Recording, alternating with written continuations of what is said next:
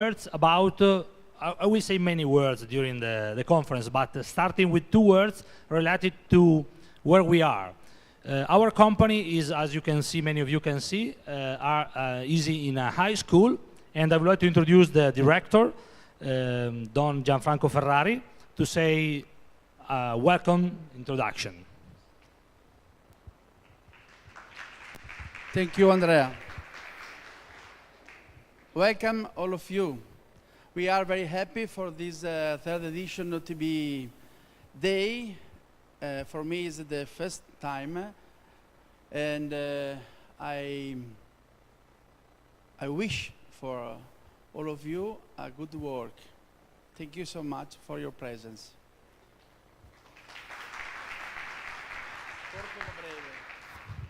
Thanks, Gianfranco, and it's really important because we are in high school, but we have all this space thanks to the school, because our company is really small, but everything was supported and by the school. So thanks for that. I would like to introduce the first speaker, Landon Douglas Hamilton from University of Colorado. All the presentation will be recorded and transferred in a streaming online.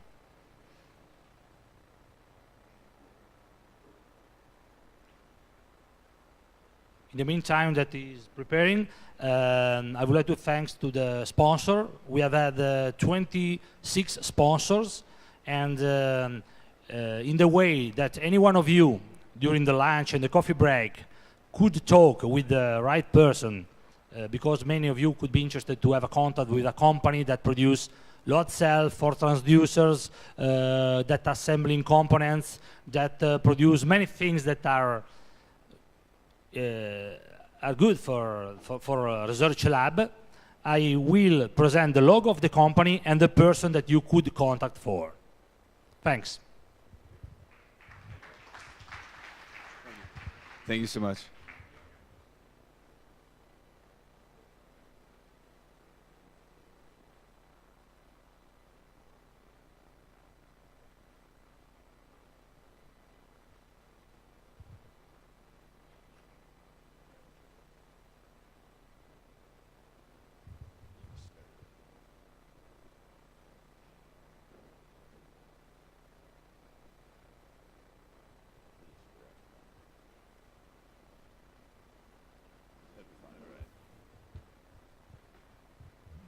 Thank you so much. Sorry for the delay.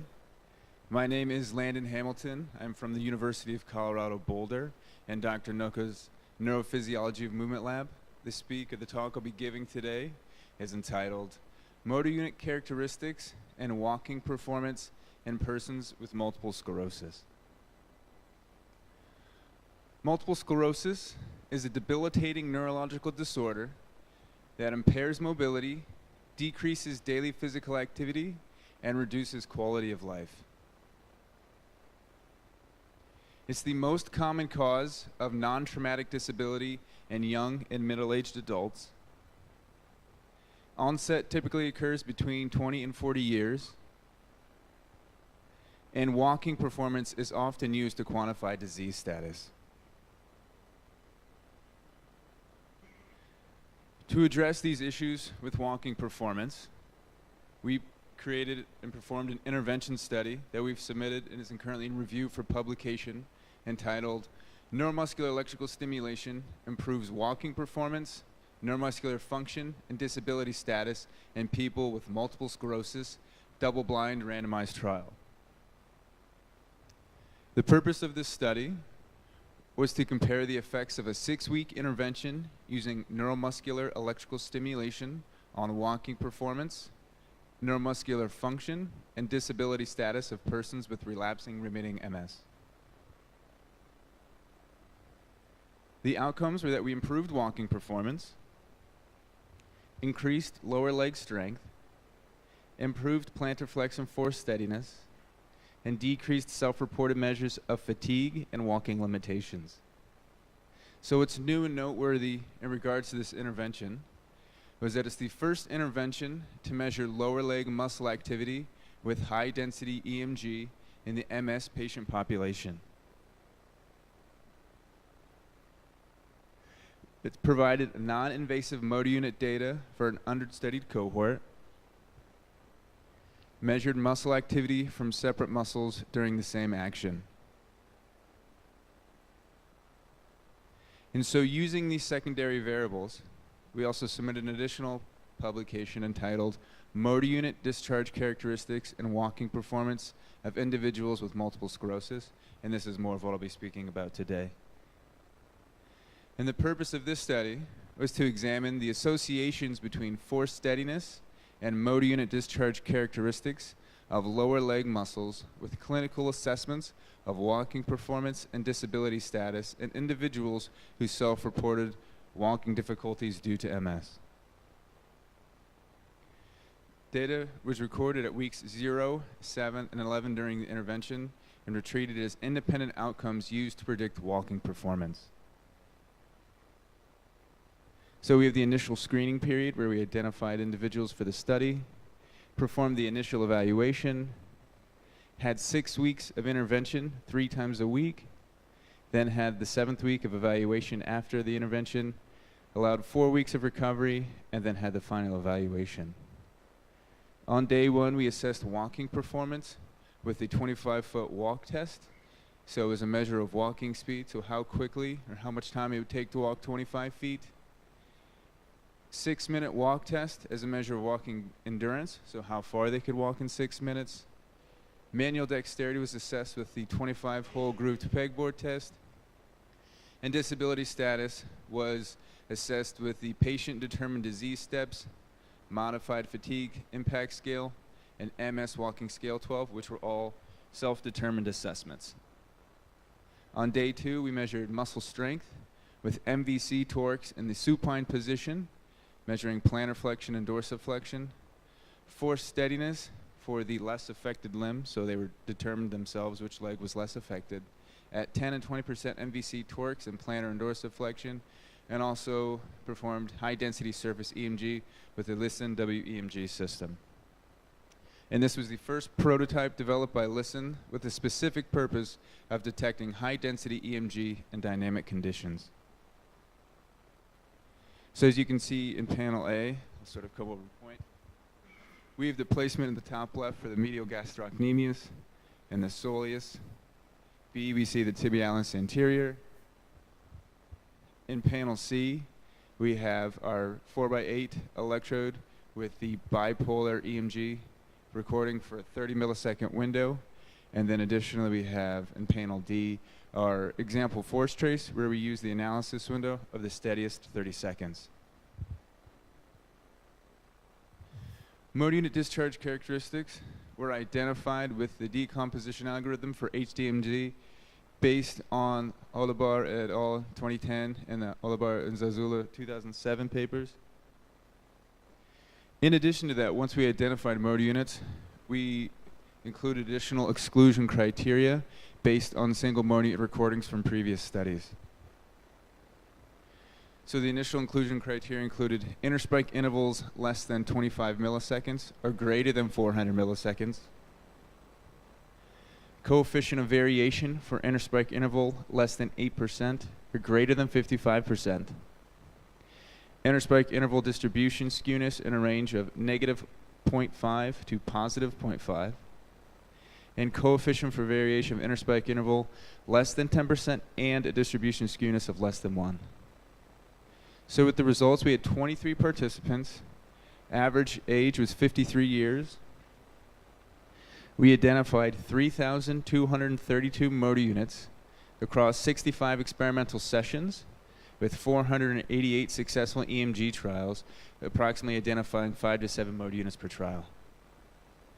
For the tibialis anterior, we identified specifically 1,634 motor units, with the mean interspike interval being 110 milliseconds for the 10% force target, and then 20% at the, we had 102 milliseconds.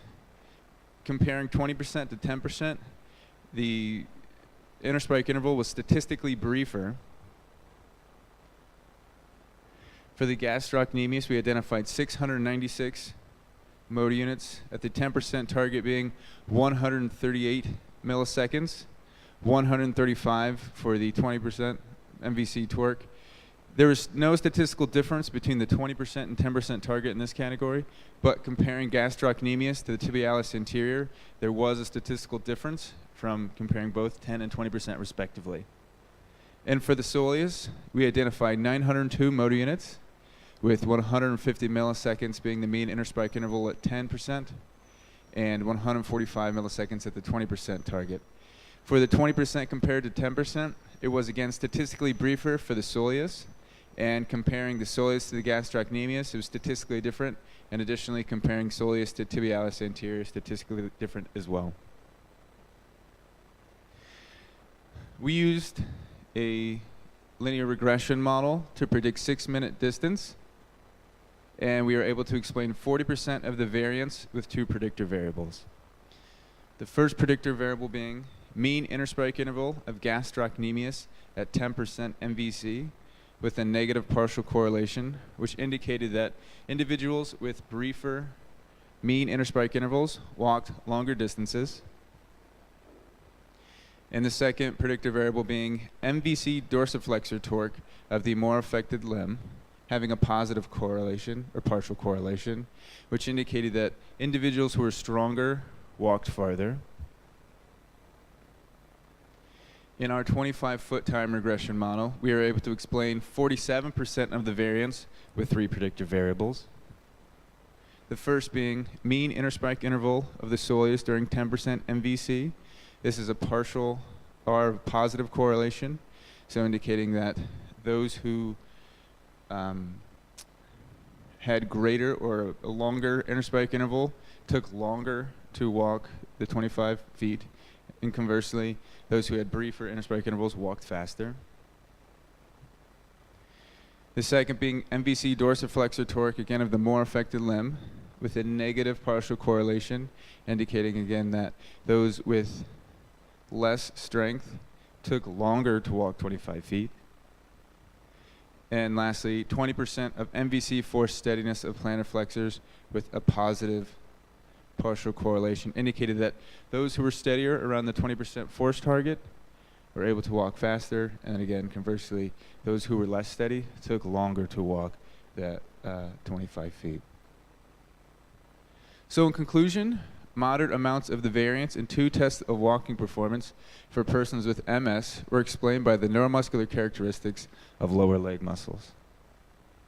I'd like to thank everybody in our lab, the neurophysiology of movement, particularly Awadam Lukalis, who's the first author on the paper, Leah Davis, and Dr. Roger Anoka.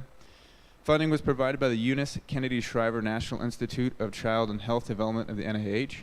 I'd like to thank the Listen Lab, particularly Alberto and Tyann, for implementing the WMG and helping us with that system. And particularly OT Bioelectronica, thank you for having me here today to be able to share our science and research with you guys, as particularly Andrea, Enrico, and Eugenio, letting us and helping us use the new Sesente Quattro device and moving forward with that type of research as well. Also, Dr. Noka wanted me to point out that next year, from 11th to 14th of July 2018, there's the International Motor Neuron Society meeting on CU Boulder's campus. So if you'd like, here's the website, motoneuron2018.org, for more information, and we'd love to see everybody there. Thank you so much.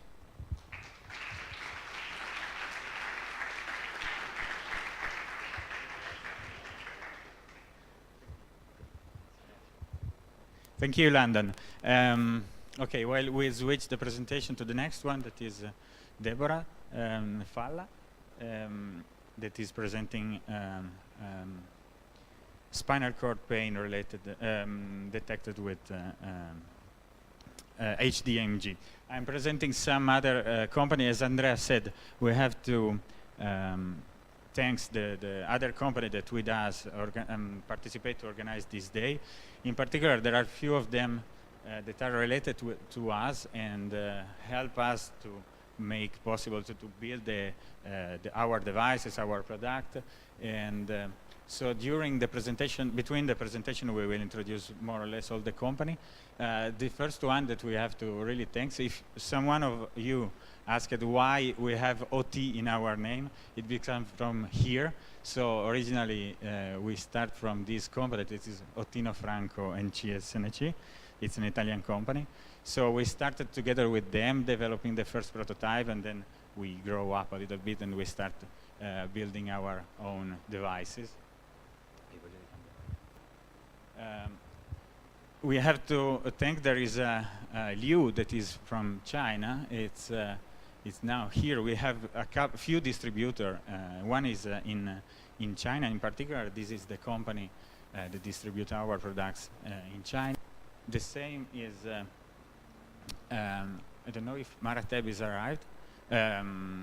Anyway, there is also another distributor that is in Iran, and Ami Medical also. We would like to thank you. Last one is Elin. It's an Italian company that is not strictly related to us, but it's involved in the organization of the courses of the school, so we would like also to thank them.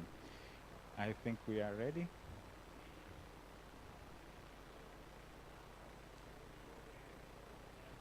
Okay, if you want to talk with someone of them, Liu is the representative of the Chinese company that distributes. Can you stand up?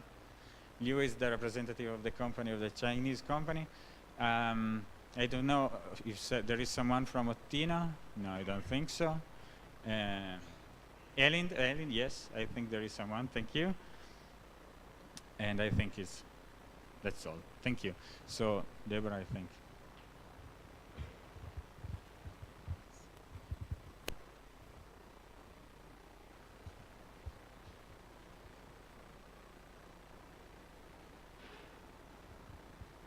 Okay, good. Thank you very much.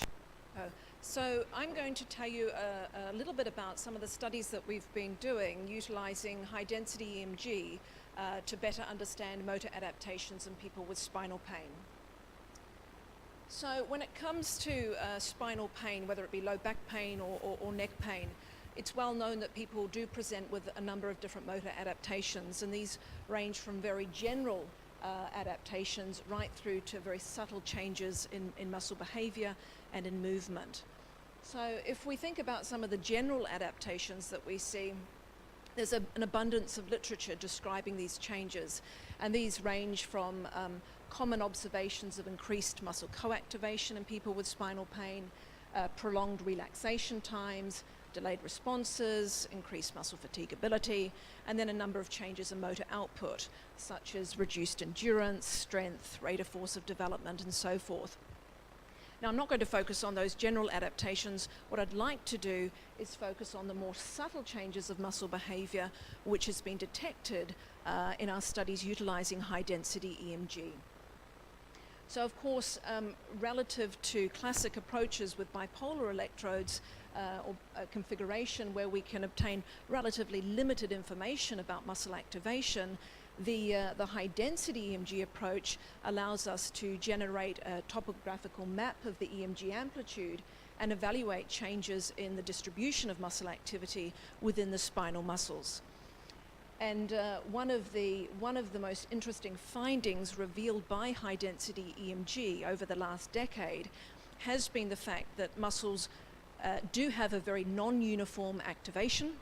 So the distribution of activity is non-uniform, and importantly, the distribution of activity changes during both static contractions as well as during dynamic contractions, and that change in distribution has the physiological significance of minimizing muscle fatigability. So in order to assess or to calculate and compare changes in the distribution of muscle activity, we can simply calculate the center of activity of the EMG amplitude map, or the centroid of activity, and monitor how that changes during contractions, both in terms of a shift in the longitudinal direction as well as in the mediolateral direction. So just to give you an example, this is an example firstly on asymptomatic people, so no pain, and it's a very simple task of sustaining the shoulder and abduction for 60 seconds. And this is representative EMG amplitude maps taken from one of the volunteers. And you can see we have an amplitude map taken at the beginning of this sustained contraction, around the middle of the task, and then towards the end of the task. And the point to see here is that the distribution of the upper trapezius, or the upper division of the trapezius, is changing over time. So there's actually a shift of activity towards the cranial region of the muscle as the task progresses. So this redistribution, as I mentioned, has a physiological significance of minimizing muscle fatigability, and that was seen in earlier work where it was demonstrated that the amount of redistribution of upper trapezius muscle activity correlates significantly with the endurance time. So again, taking a group of asymptomatic people and having them sustain shoulder abduction, those that were able to hold their arm out the longest were those that had the greatest redistribution of upper trapezius muscle activity. But as I said, the purpose of my presentation was to show you some of our more recent studies utilizing HDMG on people with spinal pain. And the first study that I'll present to you is one on low back pain, and it was having people with low back pain perform a repeated lifting task.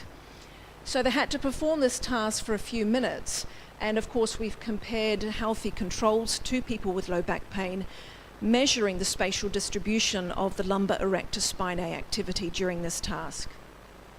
But very briefly, this slide just simply indicates that in terms of the gross measure of spinal movement, people with low back pain, which is in orange, had significantly less range of spinal movement, and that was particularly demonstrated in the lifting phase of the task.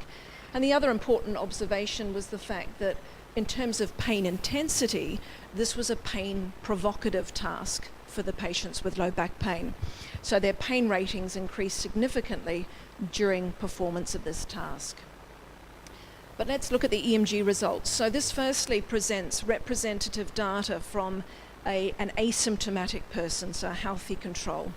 And these are the EMG amplitude maps taken from the lumbar erector spinae, and they're representative maps taken from the beginning of the task, the middle of the task, and the end of the task. And if we focus on the centroid, or the center of activity, represented by the black spot, the main thing to note here is that we do see that redistribution of muscle activation. In this case, the shift is down towards the caudal region of the lumbar erector spinae. And if we compare that now from a representative example of low back pain, we do see a change in amplitude over time, over the course of the task. So there's a progressive increase in muscle activity, but you see it's the same region of the muscle that's becoming more and more active. So we don't see the redistribution of activation. And that was representative data, but the next slide presents the group results of the study.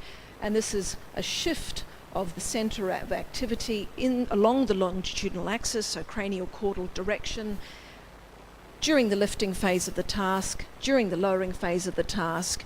And as we saw from the last slide, you can see that the patients with low back pain overall, represented in orange, don't show the same extent of redistribution or shift of activity. So that was a significant finding. Now you may wonder whether this strategy that the low back pain patients have of reduced redistribution of activity perhaps was present even before they got low back pain. Maybe that was one of the reasons why they developed low back pain. However, we have convincing data and evidence to indicate that nociception, or pain, is the initial trigger to induce such a motor adaptation. And so just to show you some recent data, which is an experimental pain study. So it's having people perform exactly the same repeated task, but this time they're asymptomatic people, and they perform this task at baseline, and then immediately following injection of hypertonic saline into the lumbar erector spinae, which produces acute pain, acute back pain. So a back pain of around 6 to 7 out of 10 on a visual analog scale, short duration, but it allows us to evaluate lumbar muscle control during the painful condition. And you can see that in terms of the shift of activity, a measure of displacement of the centroid of the EMG amplitude map, it was significantly inhibited in the presence of the noxious stimuli, or the presence of the painful sensation. So convincing evidence that pain, in fact, is the initial trigger for these motor adaptations in people with spinal pain. Okay, last example in low back pain. This is some recent data that we collected in Ireland together with the Irish Institute of Sport and Trinity College Dublin. And this is testing the Irish rowers and looking at those with back pain versus without back pain. And we've had them do a 7x4 minute step test protocol. So they're literally rowing to exhaustion. And of course, we've used the high density EMG to analyze lumbar erector spinae activity and redistribution of activity with fatigue. As said, this is rather preliminary, so I won't show you all of the data that we've collected. I'll focus on the first 5 steps of the protocol, which is looking at 15 to 75% of their peak power output. And what we've essentially done at the moment is just focused on that initial extension phase of the rowing stroke.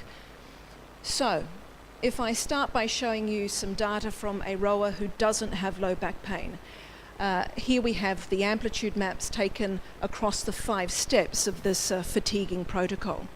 And the main observation that I want you to focus on is the spatial redistribution of activation of the lumbar erector spinae. So similar to the repeated lifting task, we see a progressive shift down towards the caudal direction of the lumbar erector spinae. Interestingly, when we observed the rowers with low back pain, we could see, similar to, again, what we've seen in our other cohort, our non-athletic cohort, that although the amplitude is increasing over time and changing over time, we don't get the same redistribution of muscle activation. And again, that's just showing you the group data that we've analysed so far, looking at displacement of the centre of activity across the different steps of the protocol. And although both groups, so no pain is blue and low back pain is orange, although both groups are showing overall a shift in activity towards the caudal direction of the muscle, you can see that the shift is much greater for the population of rowers that don't have back pain. So just very briefly, just to demonstrate, this is not just a phenomenon that we see in low back pain only, because we actually see the same changes occurring also in people with neck pain.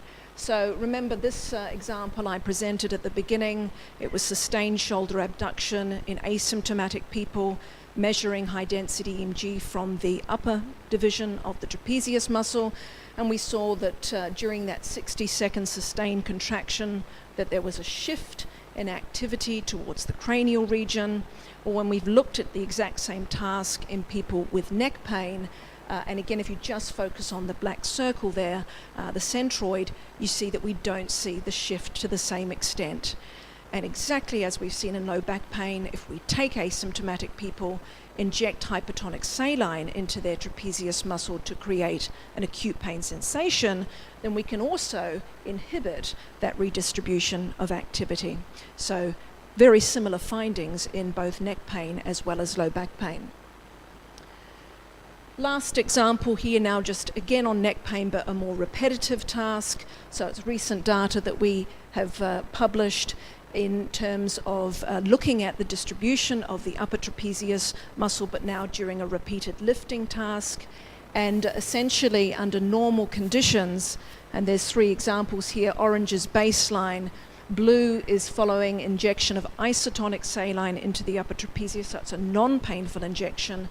And then the green is just a recovery, so a repeated baseline measure. And we can see that normally during lifting of a weight, a box, different regions of the trapezius are engaged. So the more cranial region is engaged towards, of course, the upper phase of lifting. And following injection of hypertonic saline, so acute pain, we can see that there's less shift in the distribution of activity. So parts of the muscle which normally would be engaged in a task because they're the most efficient regions of the muscle to contribute to that task are less activated or less engaged. So as I said, the purpose of my presentation today was to really sort of focus on showing you some of these subtle variations in muscle behavior that we've been able to see thanks to advances in electromyography and the field of high density EMG. just to finish off, last slide, because of course none of this data is really meaningful unless it's actually going to change the way we can assess patients with spinal pain, and of course the way we can manage patients with spinal pain. And so what we're working on now is real-time feedback for the patients and exploring different forms of assessment and of course different training strategies in order to be able to hopefully make a difference to the management of patients with spinal pain. And this is an example here where we have 4 of the grids on the lumbar region, thoracolumbar region, and the real-time display, and we're going to be using that to have interaction and changing muscle activation in people with spinal pain. So I will finish there. I'll say thank you very much for allowing me to speak today. I hope I'll be able to present some of these new findings at the next OTB day. So thank you very much.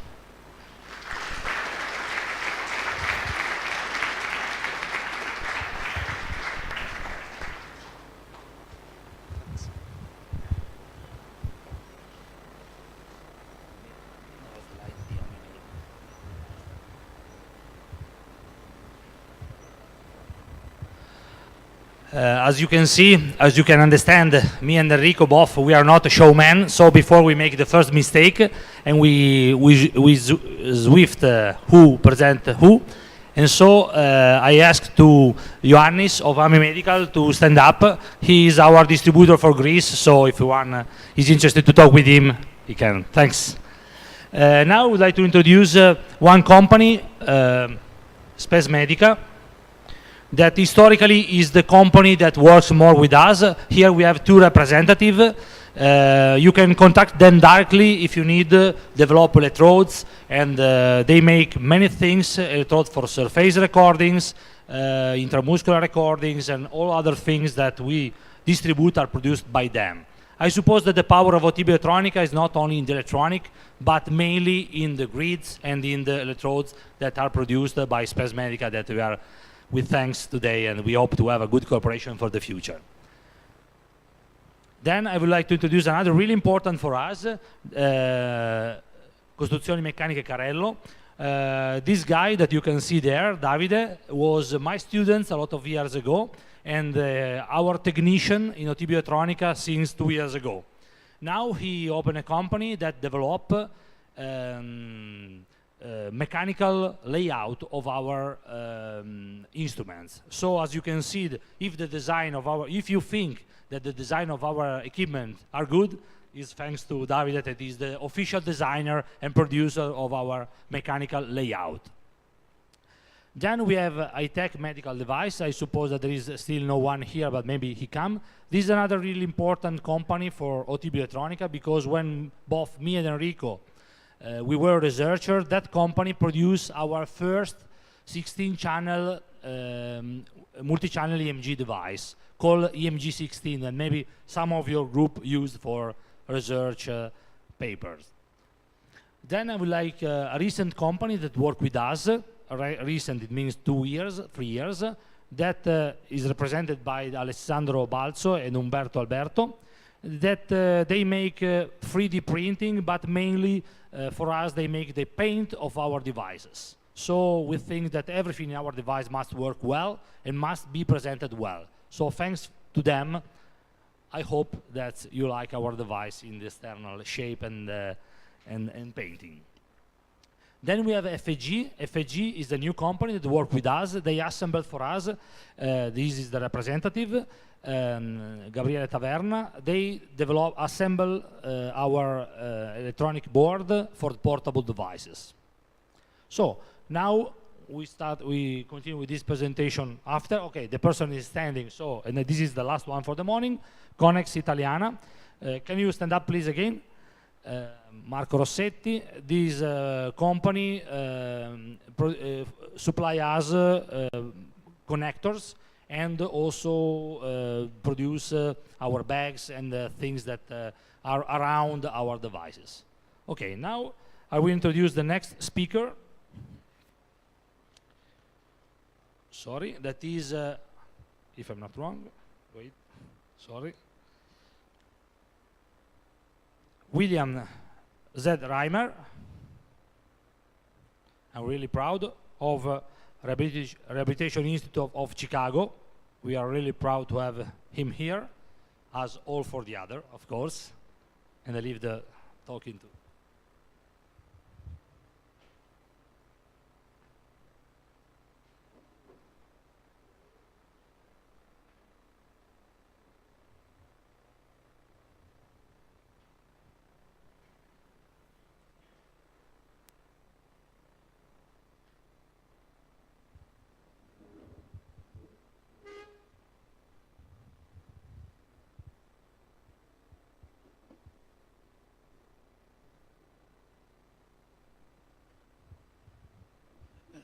So we have been using high-density grids to study stroke and also spinal cord injury.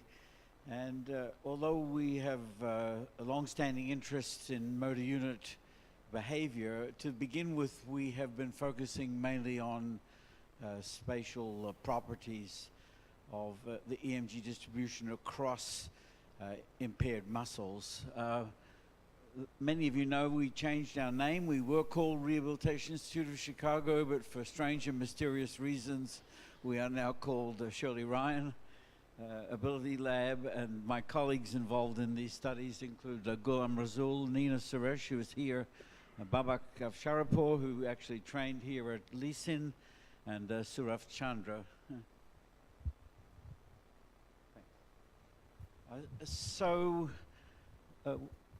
We begin by asking some rather elemental questions about the way in which activity is distributed across impaired muscles, and we know, perhaps not surprisingly, we know relatively little. It's not surprising because we've not had access to mapping tools to be able to show us the way in which different parts of the muscle behave.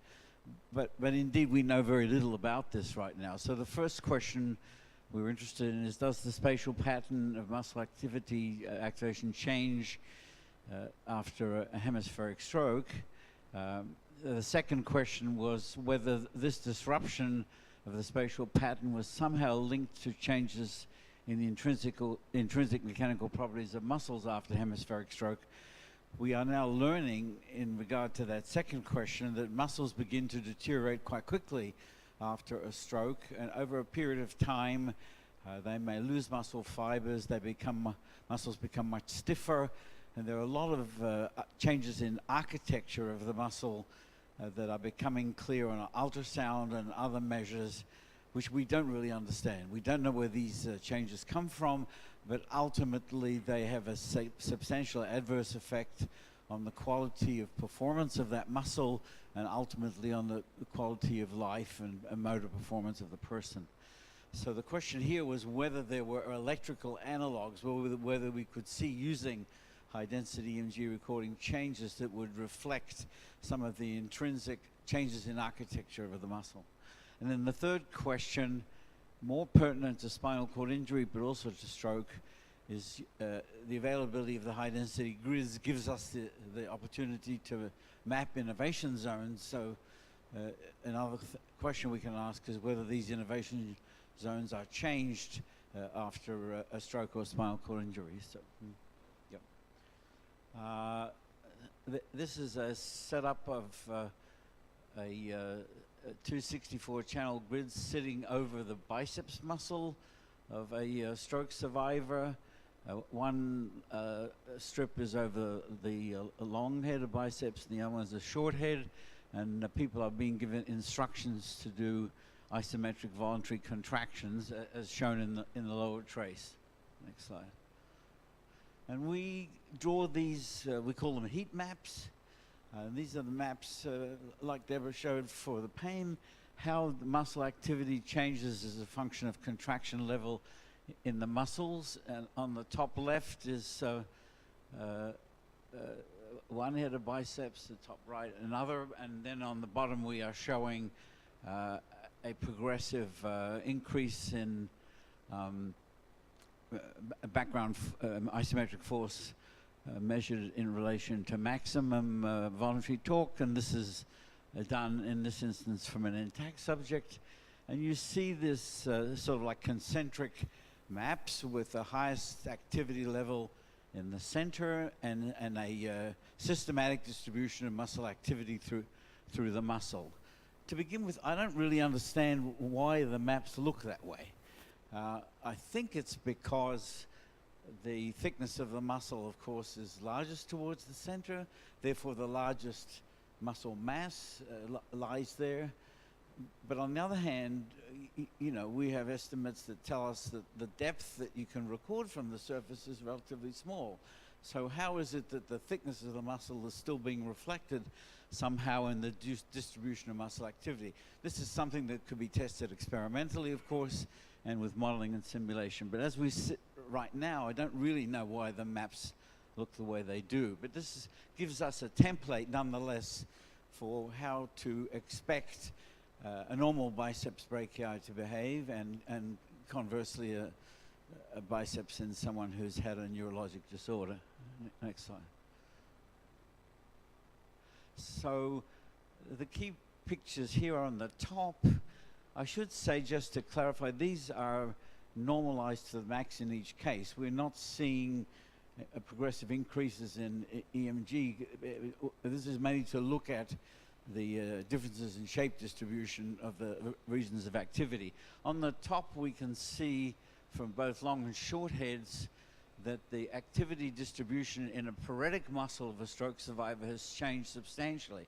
The map has been spread out much more, and we are seeing systematic high levels of activity over much of the surface, as compared with the contralateral side, which is shown below. Next slide.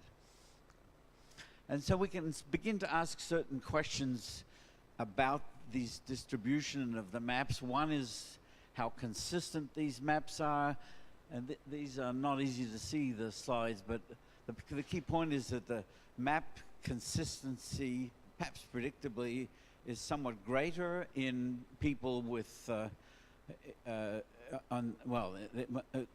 consistency is greater when you compare normal controls against stroke survivors, and it's also a more consistent map distribution from the contralateral side of a hemiparetic stroke survivor as compared with the impaired side. Next slide. And this makes the same point. The blue is a reflection of normal muscle, and the upper colors are just looking at the distribution of the center of mass of clustering of these contour shapes between impaired and contralateral muscles. Next slide.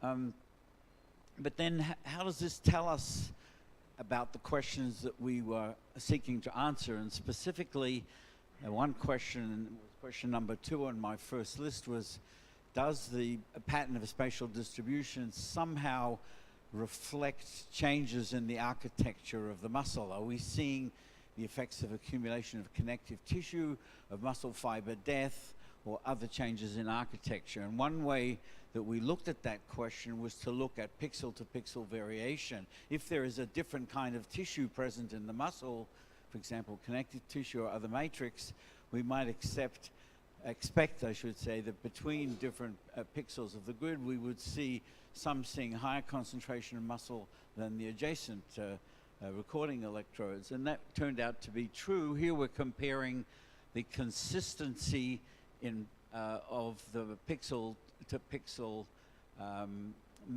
magnitude between contralateral, therefore unimpaired and impaired sides of stroke survivors, and the black is the stroke, and the white is the impaired side of the stroke survivor, and the white is the unimpaired side.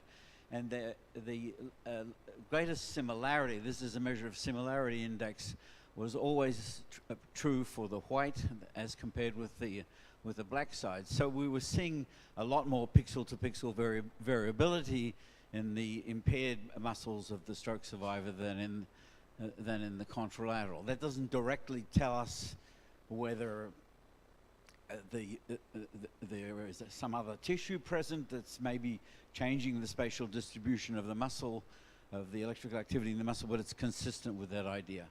Next slide. So the third question we looked at then was this mapping of innovation zones. This was done mostly by my colleague Babak, and it was primarily in spinal cord injury, although we have been starting to do this in stroke.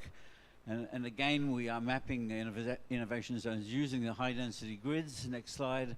And what it's hard to see. What we were looking for was the characteristic feature, which is visible on differential recordings, where we have spreading of motor unit action potentials away from some a central point, giving us these sort of V-shaped distributions for the motor unit activity.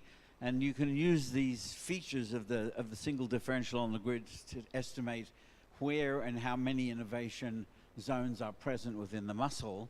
Next slide. And what we've seen, surprisingly, is that in people with spinal cord injury, there was often a remapping, as shown on the right, of the innovation zones of the muscle. This is coming from a spinal cord injured person in which both sides were impaired, but it looks like on the left biceps brachii, there may have been damage either to motor neurons or to ventral roots, which caused the muscle to re-innovate, caused the motor neurons and motor axons to re-innovate parts of the biceps. So we developed these novel ring-shaped innovation zones, which probably tell us in hindsight that there had been damage to either ventral horn or to ventral roots on that side. Next slide. On top of this, and we expect this, we also see high levels of spontaneous EMG activity in both stroke and in spinal cord injury, some of it which may reflect damage to motor neurons, a lot of it may be a manifestation of spasticity. Next slide. So, just to conclude, what does this mapping using the high-density grids of muscle after these neurologic injuries tell us, or at least begin to tell us? The first thing is, does the spatial pattern of muscle activity within a muscle change after hemispheric stroke? Seemingly yes. We don't quite know why. It could be because the stroke causes people to use different patterns of motor unit within a muscle, which may cause the map to change, or alternatively, it may be because some of the motor units are damaged, so we are looking at changes in architecture that result from that damage. The second question is this the disruption of the spatial pattern linked to changes in the muscle intrinsic properties after hemispheric stroke? Probably yes, but we have to correlate the changes in the spatial maps using EMG with changes that we see on ultrasound and other measures to be really confident that we're on the right track. And then finally, and perhaps more predictably, we see quite frequently changes in innervation zones after after a neurologic injury, especially after spinal cord injury, but sometimes also stroke. And probably this is a reflection of damage either to ventral horn or potentially to the ventral roots. Thank you.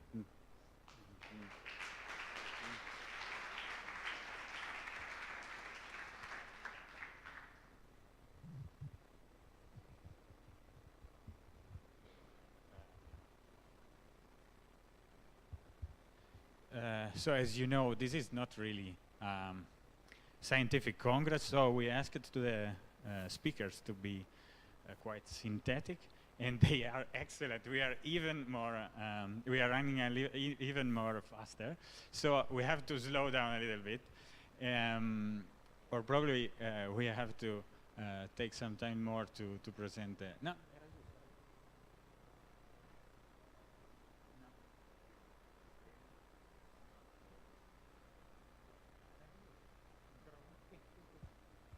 Okay, so the other company that we would like to introduce, the first one is Novasys. That is a company here from Torino that worked with us in different local projects financed by the local government, in particular from Piedmont, and we developed with them different kind of devices. One in particular was a system, an exoskeleton to help people. It's a glove, to help people to increase the power of the hand. Okay, this is Hermes. It's a company that produces PCBs. So almost all the PCBs that we have in our devices are made from them. I don't think there is someone here from Hermes. No. And the EMS, it's EMS actually, is in Italian. It's another company that builds for us almost anything, and so assembling, manual mounting components and whatever. So large part of our equipment has been built from them. Thank you. Now I think we can stop here. We have in the last year we have approached a new sector. That is the dental one. I mean, we start collaborating with some doctors, and the next presentation goes in that direction, because we have two different devices that we designed for the diagnosis of the bruxism, and another one for the balancing of the contractive muscle during the clenching. And so we would like, we have to have also this particular presentation that is focused to this particular topic. And so I would like to thank Roll, I'm not sure about the pronounce of the name, from Stuttgart University. So the next presentation is coming. Thank you. Yeah, thank you very much for the kind introduction as well. And so I want to present today a little bit about dental biomechanics. It's more like an academic hobby, I would say, for myself. I do a lot of chemoelectromechanical modeling of skeletal muscles on all the ranges. So it's going to be a little bit in a different direction. And we are not yet using a lot of the EMG measurements on that, but I think there's a huge potential. And so I want to bring you maybe a little bit close to that. And I think that was my task, what I was asked to do. So if we look at that, what is the state in dental research these days, or not only research and practice more, I should say, is really based on static assumptions. So even if you get a filling or an implant inlay, it's basically this kind of device, what they do. There's hardly any dynamic or functional assessment there at all, but really I think all the tools are available, so we just need to use them. I mean, we can get the geometry from cone beam CT data, which is really an automatic reconstructions. We can do motion tracking, and we have suitable simulation techniques. So I'm coming more from a simulation background, so that will help. But for the key for the really assessment there is a bite force. So we need to somehow assess the bite force, because that's essentially everything what goes into the mechanical properties, or how we design that if you want to design a bridge or an implant or so forth. But if you look at the literature, it's often really unknown or oversimplified. Maybe there's only the maximum bite force which is reported on, or typically give not much information on shear forces and insights on complex motions, or functionality of a TMJ, so if you're joined up there, the temporomandibular joint.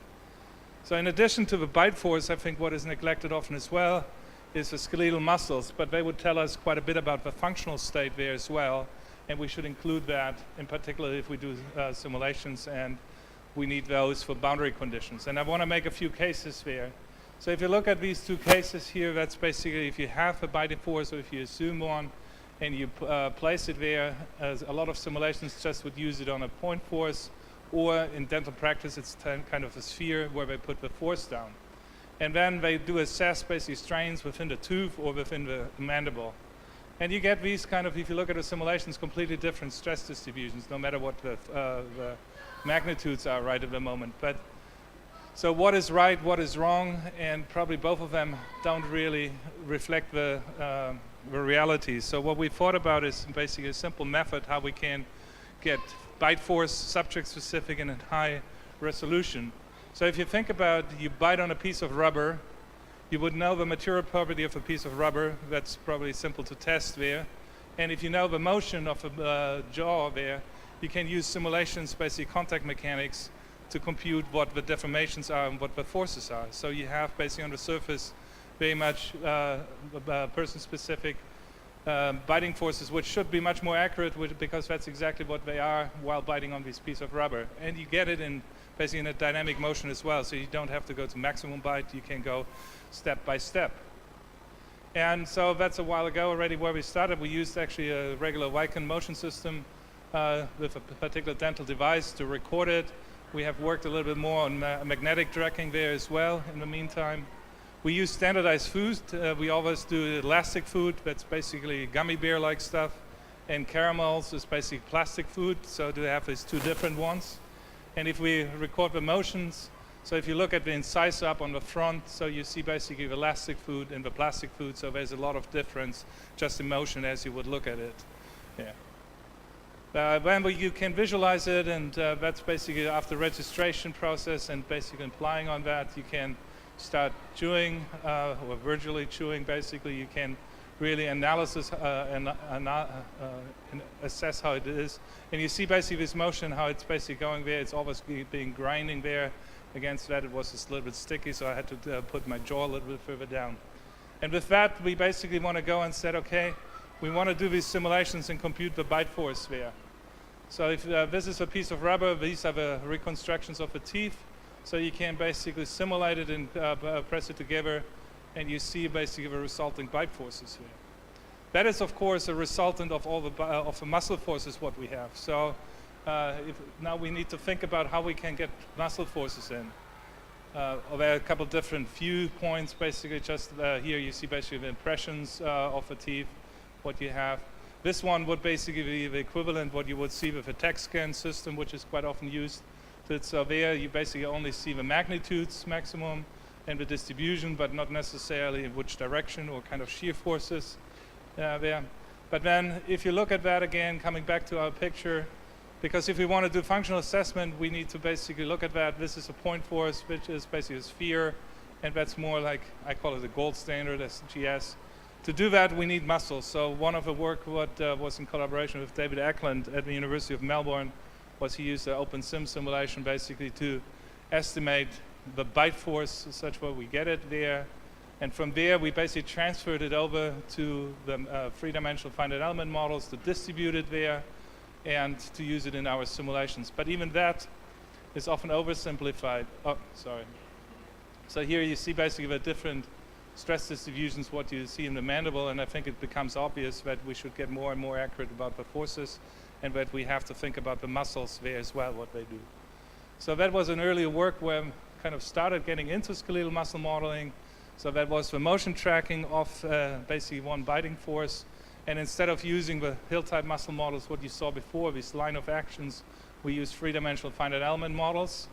And so you see here basically the forces acting on the mandible, and you see already the assumption what we took before, just uniformly distributing the force, is probably not quite reasonable. There are quite a bit different distributions there, so we should probably go there. And that's another thing what we did compare basically. This red line would be basically if you would put one muscle, one hill-type muscle in it, you would connect it between the insertion and the origin. But if you look at the resulting force of a three-dimensional muscle, there's actually deviation, and that deviation can be quite significant between different states of the muscle. So we have basically here 16 degrees where the angle is going there, and so of course that has an impact on the moment arms and all the forces of the mandible. So the muscle modeling plays a role, but what kind of muscle model should we use? Of course, ideally 3D. Then some people who might know me a little bit better as well, we do a lot of work on chemoelectromechanical modeling. That's the tibialis anterior. So here you see the electrophysiology where we actually solve the biophysical system on a cellular level with recruitment principles. Here it's all muscles, and that's the mechanical deformation. So the only input to that model is basically we have isometric contraction, so we fix the bottom and the top, and at every single site where the neuromuscular junctions would be, we include this stimulation protocol here. And so you, let's see if I can play that again. It doesn't want to play it again, but you basically saw the deformations and you saw the nonlinear force summation there. We also did some work to look into using finite elements to have different recruitment principles on computing EMG signals. So here it's basically 900 different fibers with a random recruitment of 10 motor units. That's of course still to be increased, and we are working on that to bring that on supercomputers there as well. And we see the surface of basically of EMG. So basically, to bring it to summary, what I was thinking, so we have these tools, And we have also the high density EMG, so we have to think about it, maybe get together and think a little bit more what we can do and assess that in terms of pushing a little bit further the functional assessments of in dentistry. So basically the TMJ, one of the thoughts is geometrically really complex and rich in a degree of freedoms and actuators, and the forces really range over a big range and have, we need the precision for the muscles. So can we relate somehow the big motor unit numbers with the precision? So we have a tool to precisely define what the bite force or the bite looks like as well. So I think EMG really provides our information about that. There has been some work, but I think it's more than that. We need to do more. It's not just a linear relationship between EMG and bite force. It's more. We need to look deeper into it. So can basic EMG muscle modeling and detailed knowledge about the bite improve our understanding of the masticatory system? Can we provide better prediction of muscle actuation during biting? Yeah. Can we integrate somehow the 3D force estimation with high density EMG and would allow to correlate that with mechanical and neural phenomena? And can 3D neuromechanical skeletal muscle models of many muscles maybe help us? That should be a question mark, of course. And I think we need to take really more muscles into account. There has been some work here on using high density EMG. We have tried it and used it a bit as well. And I think we need to take more advantage of that, and that's where I invite you all to discuss about that as well. And with that, I would like to thank you very much.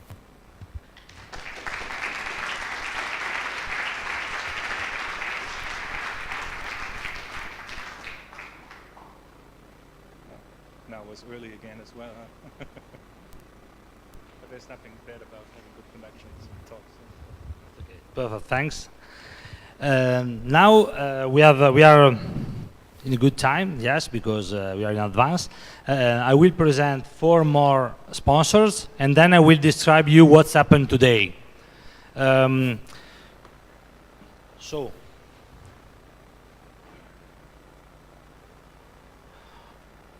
the previous one, please.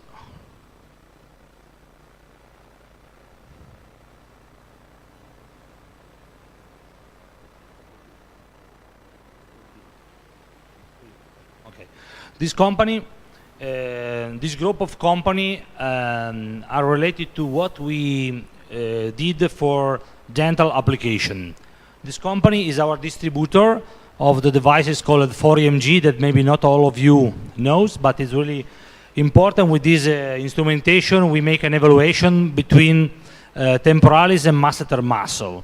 So there is a group of you, I know, that are interested in dental application. So during the coffee break, please come to me, so I will create a full group of foreigners and Italians to talk together. Then the other company, this is the official Italian distributor of Bruxoff, our devices to study bruxism. Next one, please. This one is a doctor that, together with Tommaso Castroflorio, work in the development of the Bruxoff. Can you please stand up, Silvano? Okay, so this is the guy that you can discuss with. And then we have Medizan. Medizan is a medical company that distribute medical products here in Torino and develop for us rice strap and similar things. Maybe you can go back to Hager Polonia. Okay, this one. This is our distributor of Bruxoff in Poland, and here we have 2 doctors. Can you please stand up? They represent the company, but also the university, and so they are the foreign group that can discuss with about Bruxoff topics, Bruxism topics. So what's happened in the afternoon? Can you switch on the light, please? As you can see outside, there are 2 rally cars. They are for fashion, yes, it's good, but what we would like to do with these 2 cars is something related to the MG2. So 12 people could be passengers of that free session that we call EMG race. We have already 5 passengers. We need 7 more. So please, in the coffee lunch, come to me, so I will give you any information about what you have to sign, what you have to leave to person about money and so on in case of that. And apart from that, we will put some electrodes on the neck muscle, some accelerometer on the helmet, and there are some camera inside the car and on a drone that fly on the car. Everything will be transferred directly in streaming online, and you can see on your mobile or in some rooms. Of course, you can see the car directly, but you cannot see the face of the people. If you're in the room, you will see what's happened. Okay, so I hope that you enjoy the first coffee break, and see you soon at 11 o'clock. Please come exactly at the time so we go right for lunch. Thanks.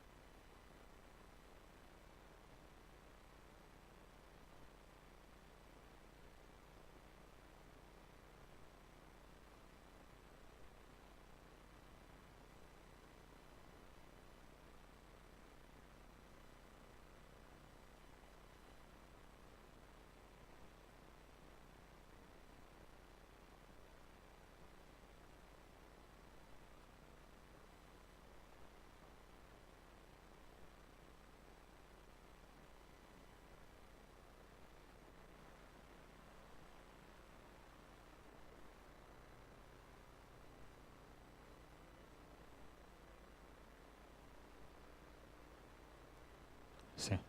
Okay, if you can take a seat, we can start with the second part of the presentation. Still a few company. RT, it's a company, mechanical company that produce for us the sponge where we put our devices. Tucci was here, is the owner of the company. It's an ex-student of the school also, thank you. And okay, Fisher connector, you probably know, because all our desk devices has 4 or 8 of this connector. They are a round connector. There is a representative of the company here. So if you, we have just one kind of connector, but they made a lot of connectors for medical use, even disposable one. They have a lot of things. There is also a poster from them, and there is the representative here. And okay, this is a friend of us. He's not here. He will arrive in the afternoon. The reason is that we will take picture and movies of the event from the sky, let's say, with drone. And this guy is driving the drones in the afternoon. Okay, but we go back to the presentation. So now it's time to Alberto to put a device that we developed together, and this is, I think, a good example of collaboration between company and university. Thanks, Alberto. Thank you, Enrico. Fai F5 se posso. Vai. Okay, good morning again. Good morning to everybody, and thank you for this opportunity to present this device. But let me to start with these slides that introduce the actual participant in this project. One is Davide Dardanello, a physical therapist, and that was the person that had the first idea for this project and push all of us in this direction. And after me there is Deborah, of course, that we consider a sort of end user of this device, because with her we try to assess the characteristics of the device. And of course OTB Elettronica, also because if OTB Elettronica was not here, I have no reason to talk now. Okay, a very short summary about the reason for which could be interesting and useful to have a device to assess force, pain of muscles. The reason is that musculoskeletal disorders with mental and behavioral disorders are the most important disorder that are in general in the world. And yeah, thank you. And among musculoskeletal disorder, low back pain, neck pain, and other disorder are fill the first position in this ranking. So for this reason, we start we consider also the fact that a huge number of physiotherapists are in the world. Only in Europe, Eurostat counts more than 500,000 physiotherapists. So we have a huge amount of people that could use this device that I'm introducing you now. Okay. Okay. Okay, this, we call this device NOD, and we start from the first feature, that is a force biofeedback. Yeah, thank you. Okay, we start from the craniocervical flexion test, a test that maybe you know, that for sure all physiotherapists know, that is used for the assessment of the quality of the neck flexor. I can show you here, the main part of this test. The first one, okay. The first one is that you record the EMG signal from superficial muscles. The second one is this pressure device, because during the notch of this movement, the head moving in such a way, you produce a pressure over this bag, and this pressure is produce a biofeedback that the subject can see. Okay. So the neck pain is due to a lesion or something similar to the deep muscle, but they measure superficial muscle to see if they are used instead of deep muscle. Yep. So this is a typical pattern of an exercise done with the neck muscle for an asymptomatic subject. You can see here that if you increase the pressure, if you increase the force you are producing during the notch, the superficial muscle should not work. And they work if you increase so much the effort, so for co-contraction or something similar. This is a pattern for an asymptomatic subject. This is clearly a situation very, very different for a symptomatic subject with, for instance, neck pain or whiplash. You can see here that the subject was not able to maintain the force in a regular way, so deficit in motor control, and she used superficial muscle instead of deep muscles. Okay, so this is the device that is used throughout the world. It's a pressure bag, and the limitation that we try to overcome are the fact that the measure there is no possibility to record them.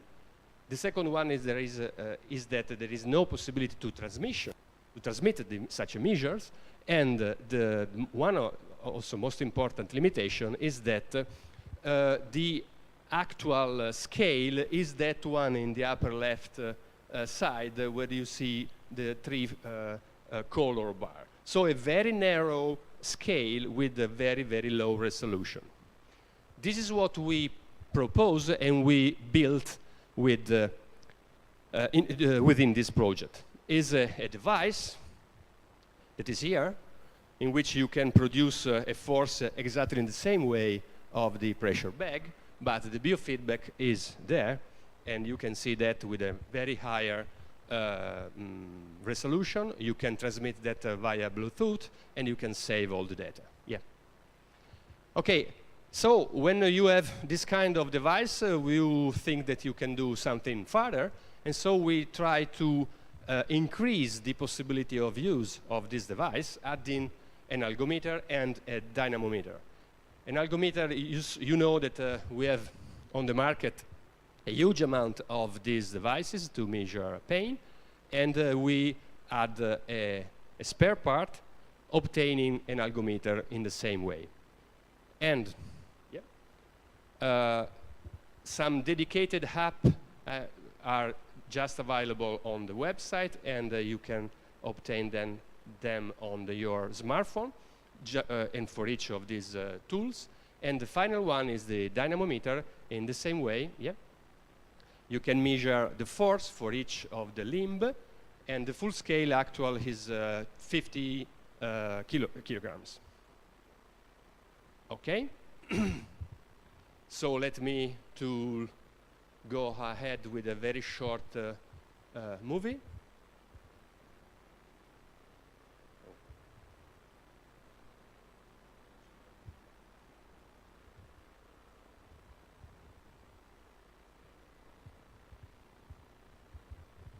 I skip the sound because it's not very important.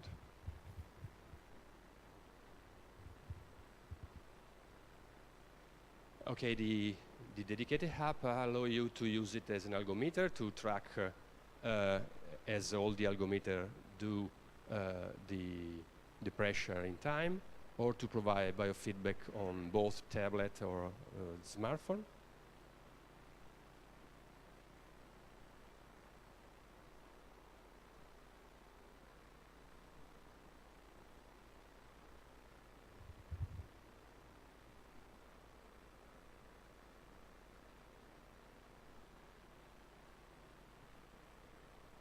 Okay, in the same way, to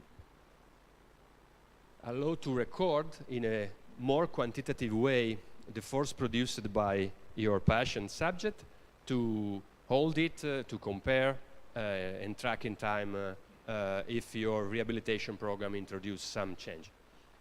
Okay, so what we have to do now is to assess in a very quantitative way the reliability and repeatability of such a device. And to do that, a cohort study will start in Birmingham as soon as possible, just to obtain information about the feature of this device and to compare it with the device actually at the moment used. Okay, that's it. Thank you.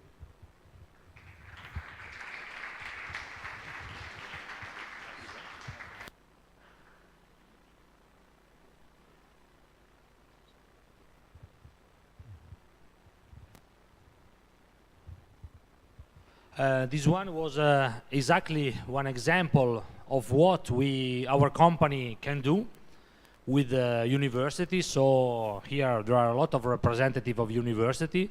So starting from the idea, we can develop apps, hardware, software, and what you need. The development time of that equipment was more or less 1 year.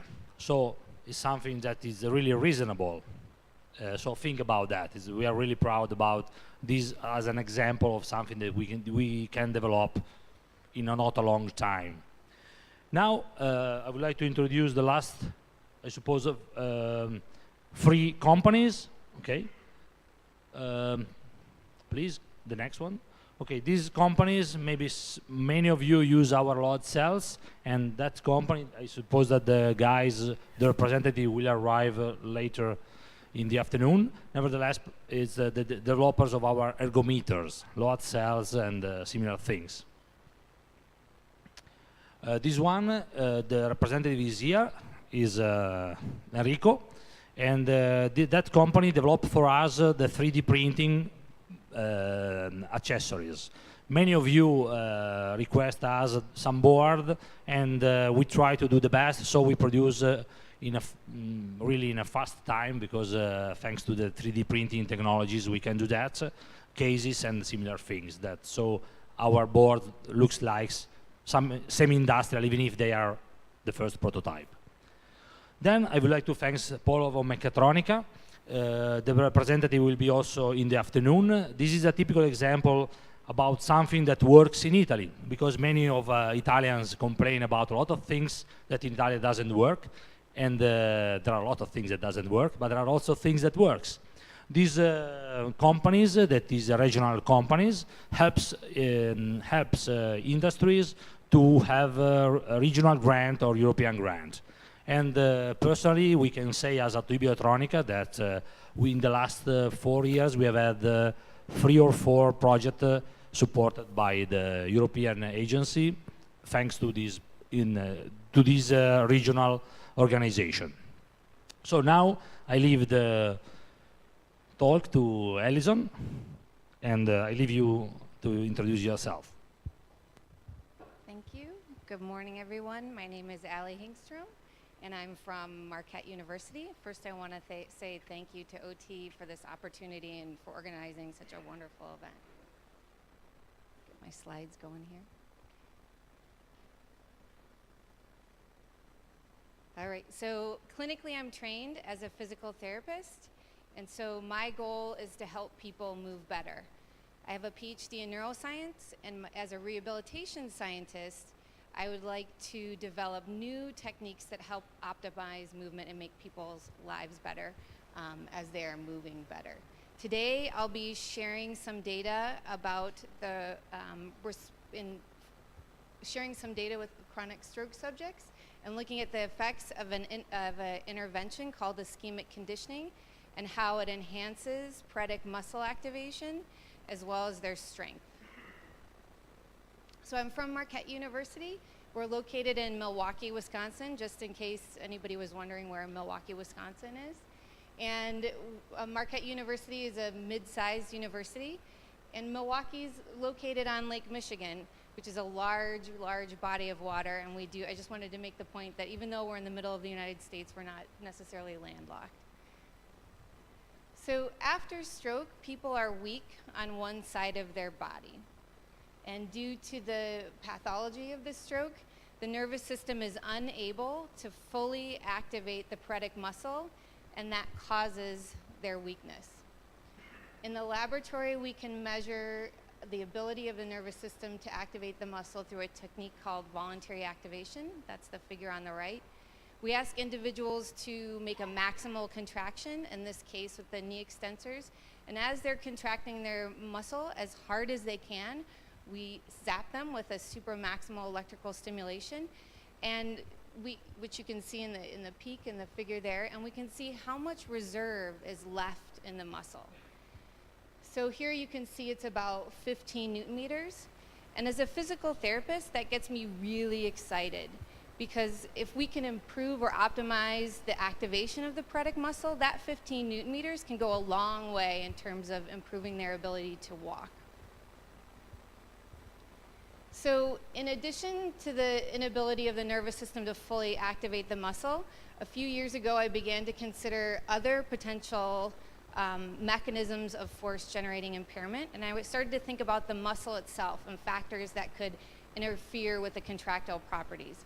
And I began collaborating with a cardiologist, Dr. David Gutterman, and he asked the question, well, how is blood flow to the muscle when it's exercising? And although there was a paper on changes in resting blood flow in people with stroke, no one had actually looked at the hyperemic response to exercise, or the blood flow response to the exercising muscle in stroke. And so we quantified that, and it turns out even when you control for the lean muscle mass, individuals with stroke have a blunted blood flow response to the muscle. So then I began thinking, okay, we have an impaired neural drive, and we also have decreased blood flow to the exercising muscle. That's not good. Can we think of an intervention that might address both of those impairments following stroke? Wouldn't that be great? That would really help optimize muscle activation. And so in discussions with the cardiologist, he brought up a technique that's been used in the cardiovascular world for a long time. It's called ischemic conditioning. And he brought it up from the viewpoint of improving blood flow to the exercising muscle. So what is ischemic conditioning? Some of you may have heard of a variant of this, exercising during reduced blood flow conditions. But with ischemic conditioning, you are causing a transient or acute bout of ischemia, typically 5 minutes at a time. And it's just performed with a simple blood pressure cuff. And during the occlusion, what's happening after repeated 5-minute bouts, 5 minutes of occlusion, 5 minutes of rest, we believe that periods of ischemia are activating group 3 and group 4 afferents, and that's engaging brainstem centers, the autonomic nervous system, causing the release of neuromodulators such as serotonin and norepinephrine, and that may be boosting or priming the nervous system. Now, upon release of the blood pressure cuff, the endothelial cells respond. The endothelial cells are the cells that line the arteries by releasing a lot of substances that not only improve vasodilation, but can also excite the nervous system and induce, in some cases, neuroplasticity. So nitric oxide is released, as well as vascular endothelial growth factor and brain-derived neurotropic factor. And so, like I mentioned, ischemic conditioning has been around for about 30 years, and it's been used in all different sorts of patient populations, mainly looking at how it affects blood flow and prevents ischemia in the coronary arteries. But most recently, in the last 5 years or so, people have been looking at it as a mechanism to improve motor performance. And in healthy individuals, it's been shown to cause temporary increases in strength, as well as reduce muscle fatigue. But so far, no one has used this intervention in neurologic patient populations. And it seemed like an attractive intervention for me because it's non-invasive, and potentially people who are weak or paretic might see big gains because it might improve temporarily their strength. The idea being if we can combine this with other strength therapies, that might translate into permanent strength gains. So the first step in investigating the efficacy of this treatment was just to see if after a single session, it could have some effect on patients' strength. And for me, as a neurophysiologist, I was interested to see how it might affect the way the nervous system is activating the muscle, what's happening, what's going on. So the purpose was to quantify the effects of a single session of ischemic conditioning on volitional muscle activation and knee extensor strength post-stroke.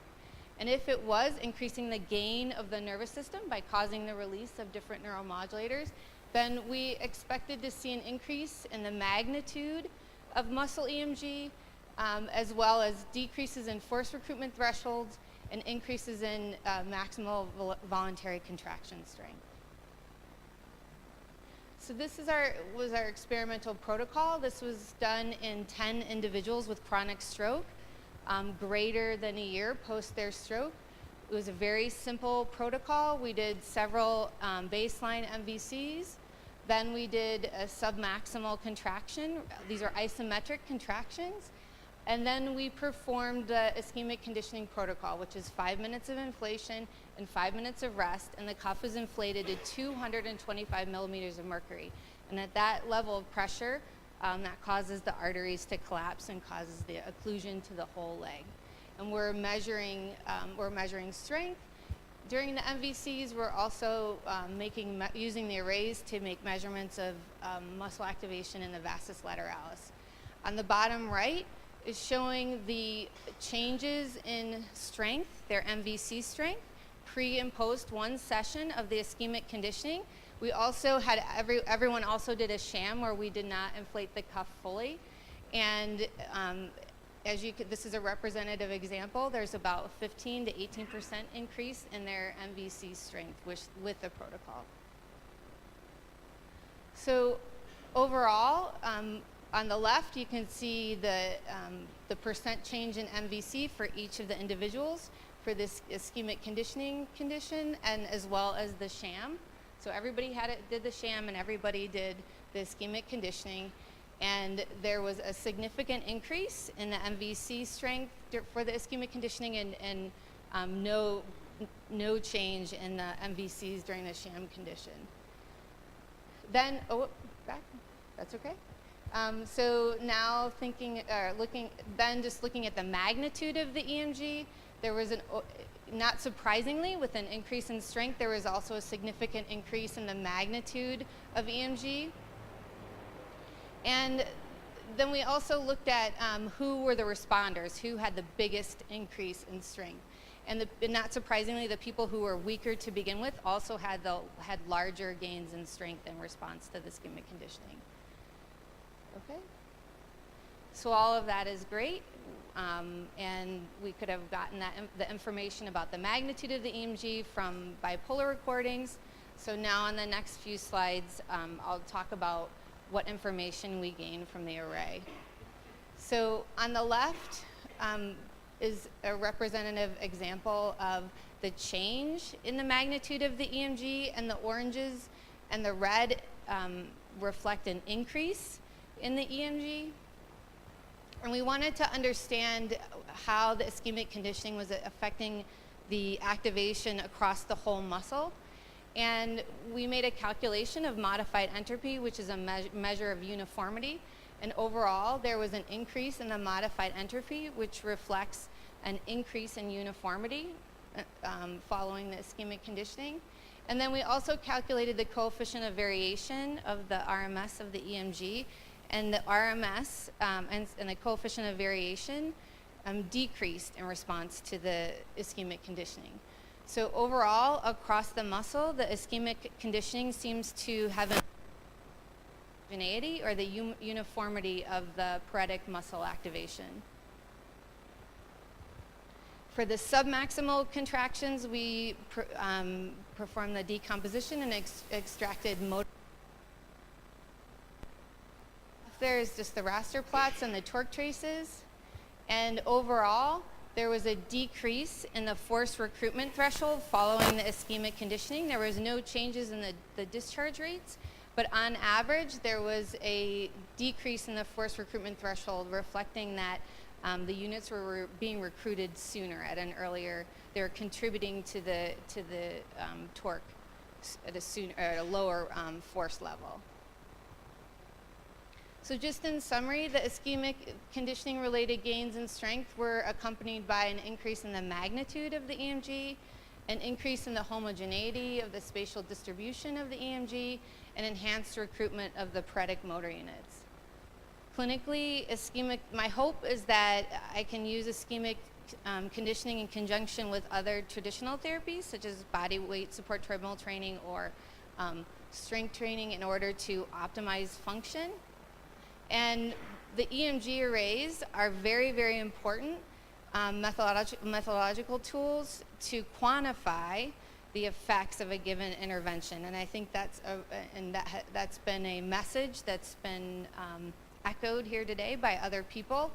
And as a physical therapist, I just want to make the point, as these days when medical dollars are getting tighter and tighter, we have to look for ways to quantify and show that we're making improvement in patients. And I believe the arrays is an important way that potentially we could use that to help quantify patient improvement. These are my collaborators.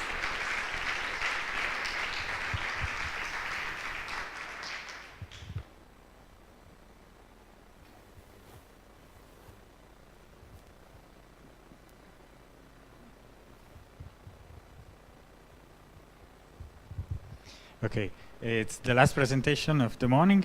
Then in the afternoon we will stay in the other part of the building.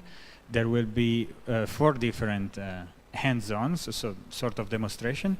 And so you will be divided into groups, and you can attend to all the 4 demonstrations by following. We will give you some instruction.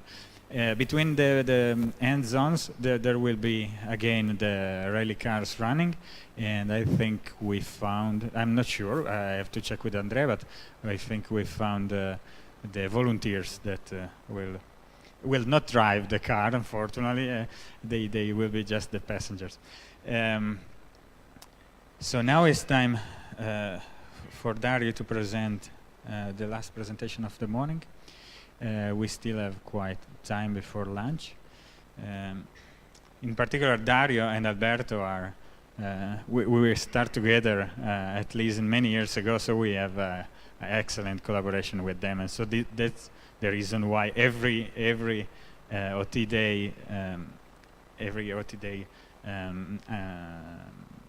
there are some of them presentations. So thanks to Dario. Thank you. Yeah. Thank you, Enrico and Andrea, for once again inviting me to this OT Day also this year. It's always a pleasure to be back, first in Torino, where I studied, where actually we studied together, Enrico, Andrea, and I, and where also we started working in this field. So it's always a pleasure to be here, and also to meet all of you, actually, an increasing community this OT Day. It's a great sign. So in my group, we are, as many presentations that you have already seen, we are also very interested in studying motor neurons with these techniques of high-density EMG. And having a look at the program where I was asked to give a talk, I decided to provide you another example of application of these techniques, so a bit different from what you have heard so far. And specifically, I will discuss the way in which we can use these techniques to interface humans with machines. This is a very large field, which is called man-machine interfacing, and it's very important. It's becoming a very in rehabilitation. Covers aspects of robo-aided rehabilitation, prosthetics, orthotics, and many other topics. Today I will specifically focus on one of these applications, which is the interfacing of humans with prosthetic devices, so with robotic limbs, and specifically with upper limbs. So I will cover 3 main topics. First, I will provide you a brief introduction, very general introduction on the challenges of interfacing humans with robots. Then I will provide you examples of classic myocontrol for prosthetics. This is state-of-the-art myocontrol, meaning systems that are in the medical market and they are available for patients. And then finally, I will present you the core of my talk, which is our proposal for having a breakthrough into the interfacing of prosthetics by having actually an interface with the spinal cord, but using the techniques that you have heard about during this day. So starting from a broad introduction and overview of the challenges, when we attach a robotic limb with a user, with a patient, we need, of course, to solve biomechanical problems in the attachment, and these are related to socket design or osseointegration, if we even integrate with the skeletal system. But then we also have to solve a problem of neural interfacing, especially for the upper limb. We need to have the possibility for the user to send commands to the prosthetic limb. And if we think at our ends how sophisticated they are and how many tasks they allow us to do, you can imagine how complex it is to establish this brain neuronal prosthetic interface. Actually, the interface is the main challenge in the field. The neural interface with these systems is the main challenge in the field. So if we look at the robotic side, this is state-of-the-art robotics from KUKA.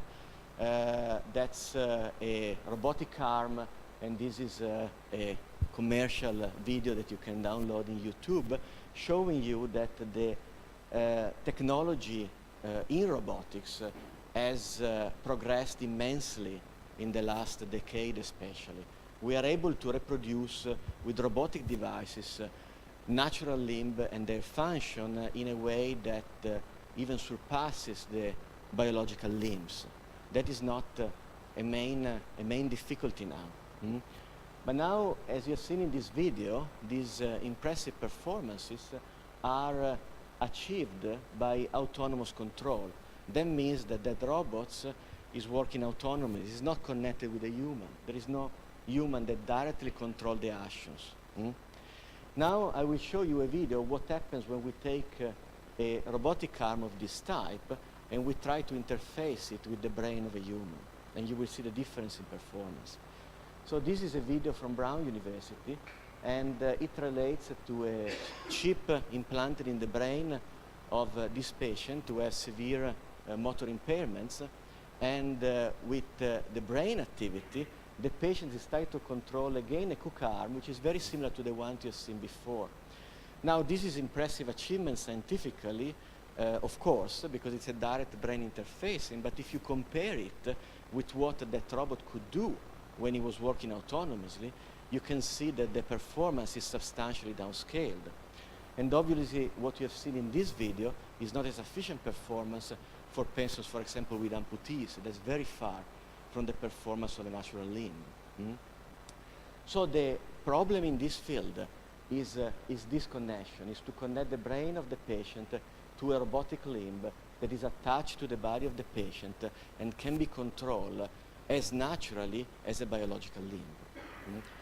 So in order to interface the neuromuscular system with robots, we can probe the humans at different levels. We can probe them at the brain level.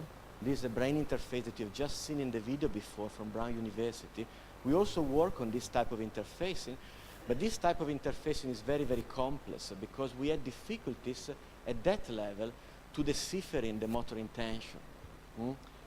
We can also address the spinal interfacing, meaning that we can place electrodes in the spinal cord, and we can decode the activity of spinal circuits. We can also interface peripheral nerves by implanting electrodes in peripheral nerves, and ultimately, we can also interface muscles. And interfacing, and the more we go peripherally, the more the biological information about the motor commands becomes easier to interpret because it's biologically decoded.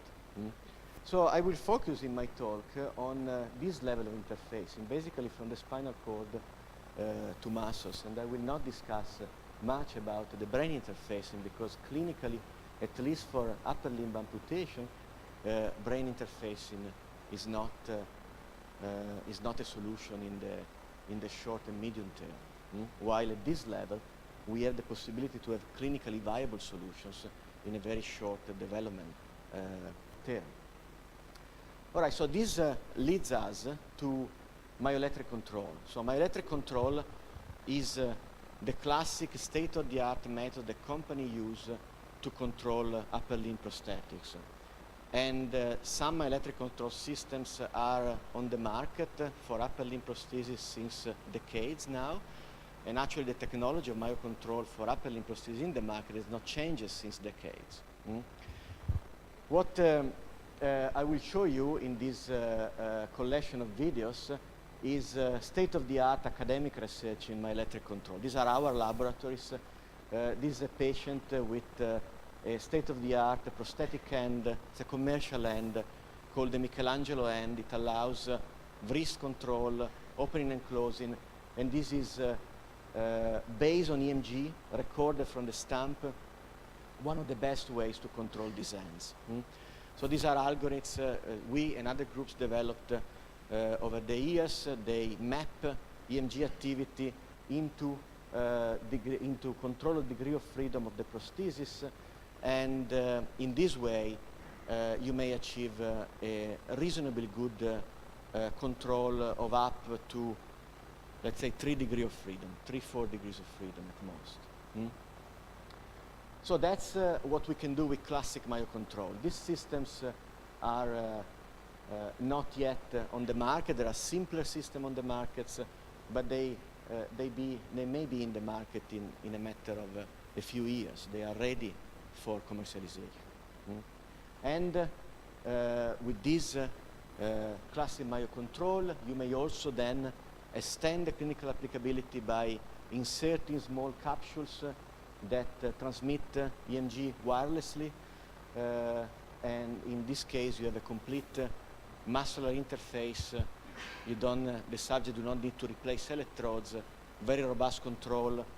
These are IMIS developed initially actually at the Rehabilitation Institute of Chicago many years ago, now commercialized, and these are radiography of a transhumeral amputee at the Medical University of Vienna, with whom we collaborate for the clinical validation of these systems, fully implanted, multi-degree of freedom control, gross EMG, meaning that this is interference EMG control. So that's all good, and these advances may provide new devices and probably new generation of prosthetics that will definitely improve the quality of life of patients, but still the long-term dream is very far to be achieved. So this is a graphical rendering. Actually, this is from a scientific paper that a group of us wrote and prepared this graphical illustration to indicate what would be the long-term vision in prosthetics. So what you would really like is to have a full replacement of function of the end. So full dexterity, intuitive control, and basically a limb that can be controlled as natural limbs and can even surpass natural limbs in some functions. So we're very far from this goal. And if you consider a classic myocontrol interface, there is no way that you can achieve this goal. It's theoretically impossible because the neural information is substantially blurred in the interference EMG. So this leads us to the last part of the topics I wanted to discuss with you, which has been a few years ago our proposal to go towards that goal. And our proposal was still to use a muscle interface which is clinically viable, but to use that interface to decode motor neuron activity and actually to decode entire pools of motor neurons in the spinal cord, possibly the full population of motor neurons in the spinal cord, and by having precise information of the activity of on those motor neurons, reproduce with a robotic device the exact movements that a able-bodied human would do. And we have been starting working as a first pioneer group worldwide on this concept, and I will show you some results on this. So the idea, as I said, is that by having access to muscle through the neuromuscular junction, it is theoretically possible to decode information that is coming out from the output layers of the spinal cord. And if you are able to do that, then with a peripheral interface at the muscle level, you actually have a spinal cord interface without having to implant electrodes into the spinal cord itself. So very powerful concept. Another reason why this concept is very powerful with respect, for example, to brain interfacing is that the spinal motor neurons that narrowly code the movement are in a very small number with respect to the cortical neurons that generate the movement. So there is a substantial dimensionality reduction in the neural information from the motor cortex to the spinal cord, obviously. And if you think the technology having a small number, a relatively small number of neural cells to the code is a big advantage because you may aim to decode all of them. So if you think a brain interfacing is basically impossible to think that we can interface every single neuron in the motor cortex is responsible for the movement of the end. But if you go at the spinal cord level, this becomes feasible, meaning the alpha motor neurons controlling the end are not that many. And actually, how many are they? That's an important scientific question. And when we ask ourselves, in order to make the engineering design of this approach, we look at the literature, and there were actually no data on the number of motor neurons controlling a limb, in particular the end. So what we did in collaboration with the Medical University of Vienna, and these are very new data actually out in PubMed last week, was to have a cadaveric study. So on 8 cadavers, we actually harvested the nerves from the brachial plexus, the nerves innervating the human arm. And we counted the number of efferent fibers and sensory fibers at different levels along the arm, to have an idea of which is the number of motor neurons actually controlling the arm from proximal to distal. And this turned out to be a very interesting study. So the first result of this study is that, as we could have expected, but now we have the exact proportion, the number of fibers that provide motor information, so that actually control the muscles, is in a very small proportion with respect to the number of sensory fibers. This also tells us how important it is to establish sensory feedback when we develop this kind of technology. So on average, if we look at the full innervation of the arm, the proportion of efferents is around 6% of the fiber. The great majority is sensory fibers. The motor information is really reduced to a very small number of fibers. Then the other interesting thing is that if you count the motor neurons innervating the full intrinsic musculature of the end, so all the intrinsic muscles of the end, and imagine how complex are the action of the end. I mean, 20 plus degrees of freedom. The number of motor neurons that control all those muscles and all those degrees of freedom is less than 2,000. It's a very small number. An amazingly small number if you think of that. So you have less than 2,000 motor neurons that control every single action of intrinsic muscles of the end. As I say, the 20 plus degrees of freedom. So now this is also interesting, as I said, from the basic scientific point of view, because that number of motor neurons is approximately the same motor neurons that are needed to control a muscle, a single muscle like the biceps brachii. So a large muscle is controlled by the same number of motor neurons as the full intrinsic muscle of the end. So clearly the number of efferent fibers is not a determinant of the complexity of the action. Actually, it is the ratio between motor and sensory fibers that determines the complexity. That was also a result of this study, which is not relevant at the moment. But at the moment, what is relevant is that we can, from the engineering point of view, reasonably plan to interface every single one of these motor neurons. That is engineeringly possible. And if you are able to interface every single number of those every single of those motor neurons, then you can reproduce the exact natural function. Then you have the exact neural code to reproduce the function. So how do we interface those motor neurons? Well, you have heard now for the full morning about high-density EMG. And indeed, this is the way that we also use to record from muscles and then to decompose the signal and to identify motor neurons. And in addition to the surface recording, you can also do it by high-density intramuscular recordings. These are systems that have been developed by our group since quite some years. And these are thin filaments that are inserted into the muscle. And each of these little dots are recording electrodes. So you have an high density of intramuscular electrodes. And in that case, you can, we use this system also to look at the future when we develop these techniques as a potential system that can be implanted into humans for high density decoding of motor neurons and for prosthesis control. At the moment, as you can see, these systems are inserted with a needle, so they are not chronic implants.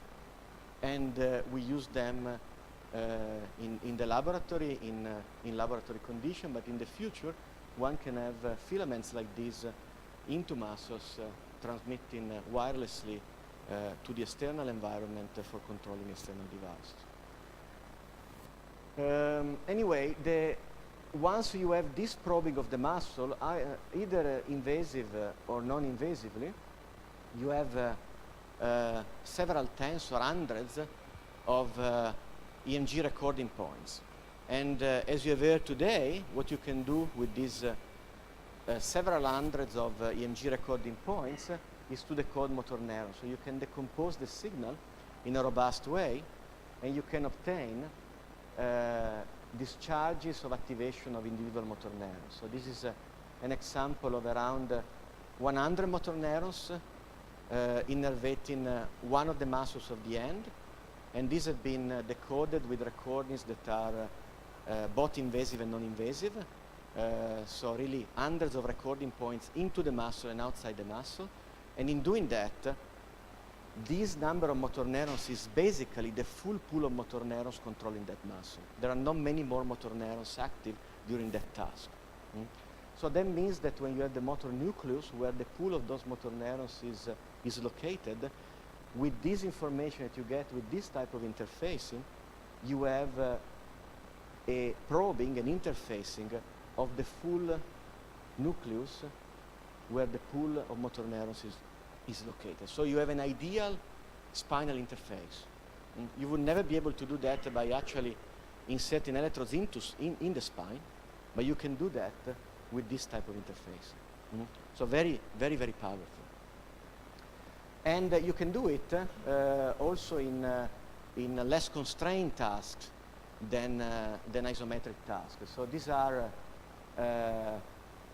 examples of wrist flexion extension, and these are motor neurons activated during wrist flexion extension in able volunteers.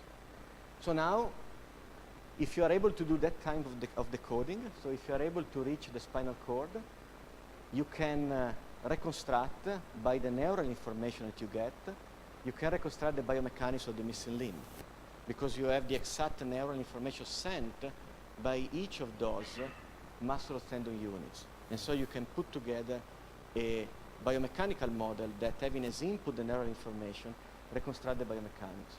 And if you are able to do that, you can then substitute the degrees of freedom in the biomechanical model into degrees of freedom of a robotic arm.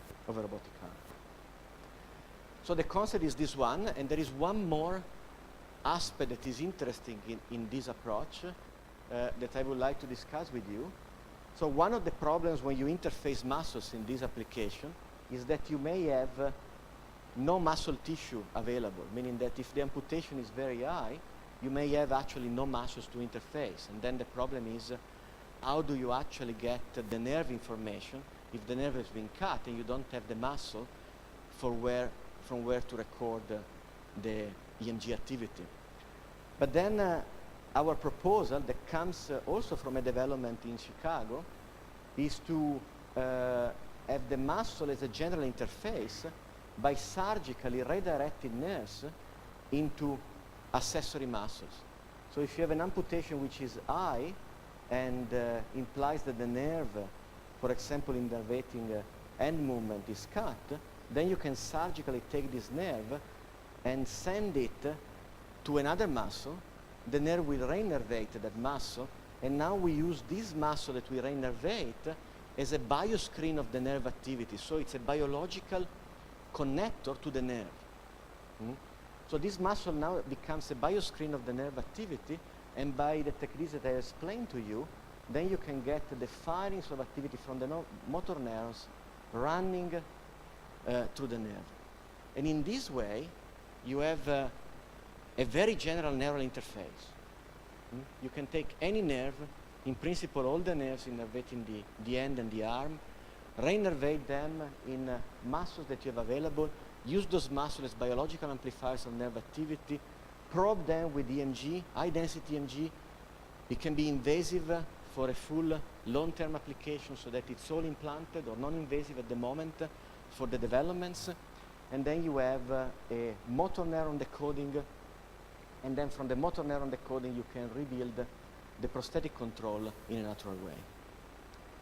So we actually did that, and we proved that we can do that. We proved this very recently, although we proved it offline.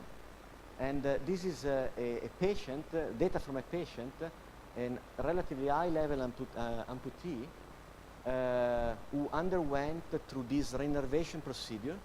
So we had surgically, together with the Medical University of Vienna, redirected nerves into accessory muscles, basically all the main nerves controlling the missing arm. And then we had EMG probing, non-invasive at the moment, for laboratory developments, but the same concept can then be translated into an invasive product. And then we had the decoding of motor neuron pools. So each nerve activity was decoded through the reinnervation points, and you can see them here.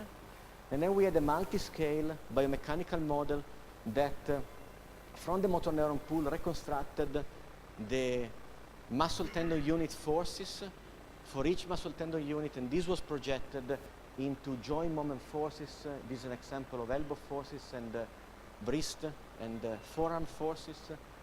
And here you can see in this example a validation of the output from the man-machine interface, starting from motor neurons.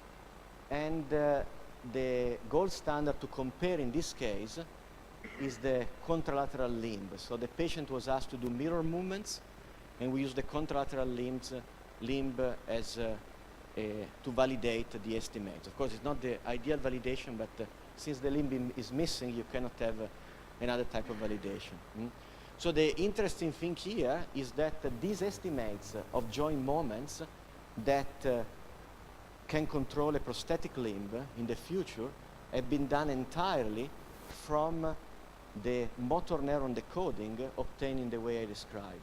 So we have a spinal interface that estimated the biomechanics of a missing limb. So that is a viable solution. It can be done, and it can be done clinically. Of course, the next steps would be to have this online and to have this in the future, potentially with everything implanted. So I finished what I wanted to share with you today. I have, as a conclusion, I show you the same summary slide that you have seen a few times now. So I have discussed with you some of the challenges of interfacing robots with humans. I have specifically addressed the prosthetic field but similar problems arise when you think in a number of other rehabilitation technologies, for example, exoskeletons or orthosis, or even robots to use for therapy in hospitals. You still have the need of a man-machine interface. I've then described some of the state-of-the-art myoelectric control using the classic EMG, and then to give you an example how high-density EMG, that was one of the main topics this morning, could push the field, in this case the prosthetic field, further. I've shown you how from the classic myocontrol, which is gross interference EMG, we may go to a potentially much more detailed type of interface with a direct motor neuron interface. And with this, I thank you very much for the attention.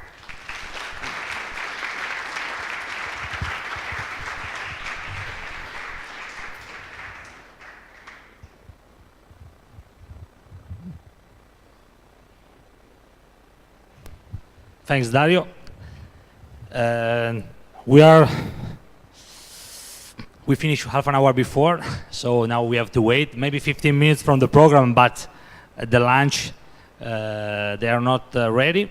So I will tell you that something about the label that you have. Some one of you have a blue button, blue label, and someone a red label. So now we make the lunch. Maybe we wait 15 minutes, so we'll ask you maybe to walk around wherever you want, so that people can complete the preparation. But then you can take a lunch with no rush, for sure. At 2 o'clock, during the coffee time, it started the MG race, as you look in the program. And after that, who has the red label, please go in the red room.